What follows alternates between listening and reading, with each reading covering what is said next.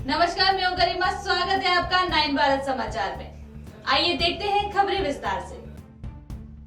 BRS Bharat भर में जनसभाओं को फिर से शुरू करेगा। भारत राष्ट्र समिति देश के और हिस्सों में अपनी गतिविधियों का विस्तार जारी रखने के लिए पूरी तरह से तैयार है। हालांकि 17 फरवरी को प्रस्तावित बैठक को राज्य में एमएलसी चुनाव के कारण आदर्श आचार संहिता के कारण स्थगित करना पड़ा। पार्टी नेतृत्व के अन्य राज्यों में अपनी जनसभाओं के साथ आगे बढ़ने की संभावना है। बीआरएस ने पिछले 2 महीनों में तेलंगाना के खम्मम और महाराष्ट्र के नांदेड़ में पहले ही 2 विशाल रैलियां की हैं।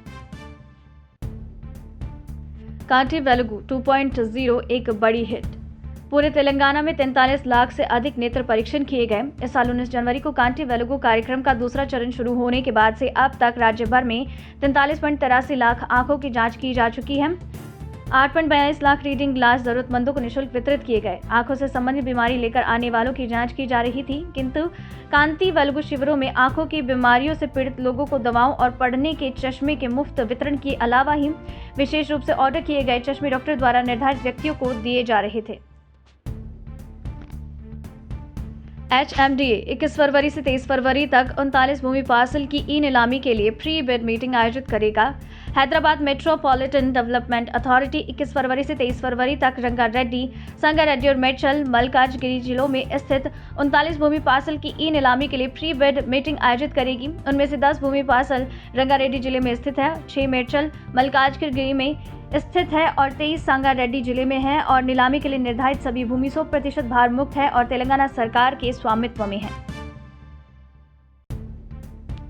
तेलंगाना सरकार ने अपशिष्ट से ऊर्जा परियोजनाओं पर बड़ी योजना बनाई है। 2021 में जवाहर नगर में दक्षिण भारत के सबसे बड़े अपशिष्ट से ऊर्जा WTE संयंत्र को चालू करने के बाद राज्य सरकार अब निकट भविष्य में कचरे से 100 मेगावाट ऊर्जा उत्पादन करने और देश में सूची में शीर्ष पर पहुंचने पर अपनी नजरें गड़ाए हुए हैं। 2021 में 19.8 मेगावाट का प्लांट जवाहर नगर में चालू किया गया था और बाद में इसे 24 मेगावाट के प्लांट में अपग्रेड किया गया। इससे रोजाना करीब 1300 से 1500 मीट्रिक टन कूड़ा निकलता है और इस साल जनवरी तक संयंत्र ने 6.35 लाख टन कचरे का उपयोग किया और 225 मेगावाट बिजली का उत्पादन किया।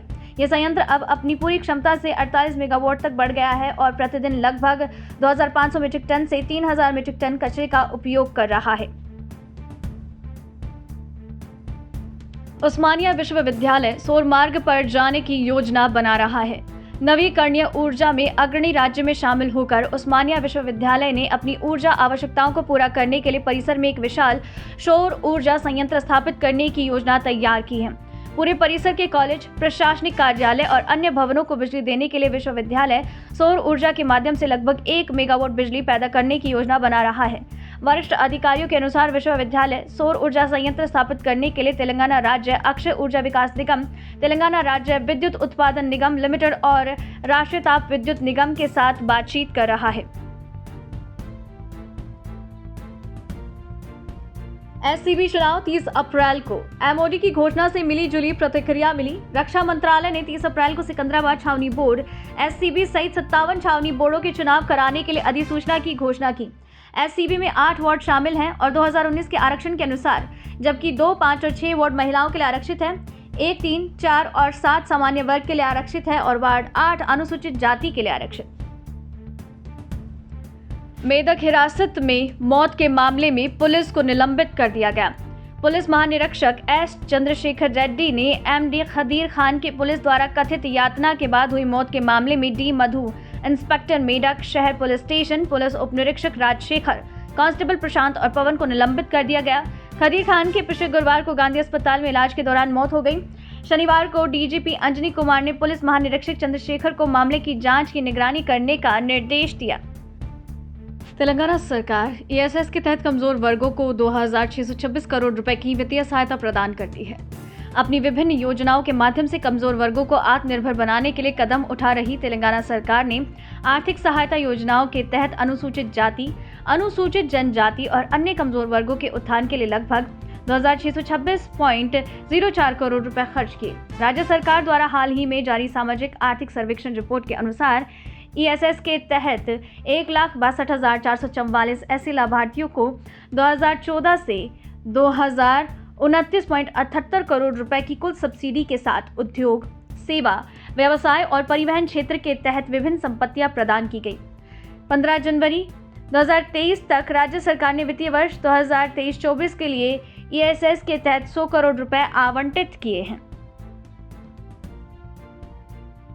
बंदी संजय ने AIMIM को तेलंगाना की सभी 119 विधानसभा सीटों पर चुनाव लड़ने की चुनौती दी। भाजपा के प्रदेश अध्यक्ष बंदी संजय ने रविवार को AIMIM को राज्य की सभी 119 विधानसभा सीटों पर चुनाव लड़ने की चुनौती दी। यहां पुराने शहर में छत्रपति शिवाजी महाराज जयंती के अवसर पर एक रैली को संबोधित करते हुए संजय ने कहा कि विधानसभा चुनाव के दौरान MIM ने हमेशा खुद को हैदराबाद शहर के निर्वाचन क्षेत्रों तक सीमित रखा। उन्होंने कहा, अगर MIM नेतृत्व में दम रखती है तो उन्हें आगामी विधानसभा चुनाव में सभी 119 विधानसभा सीटों से चुनाव लड़ना चाहिए। हम ये सुनिश्चित करेंगे कि उनके सभी उम्मीदवारों की जमानत जब्त हो जाए। अभी के लिए इतना ही। लगातार खबरों के लिए बने रहिए हमारे साथ।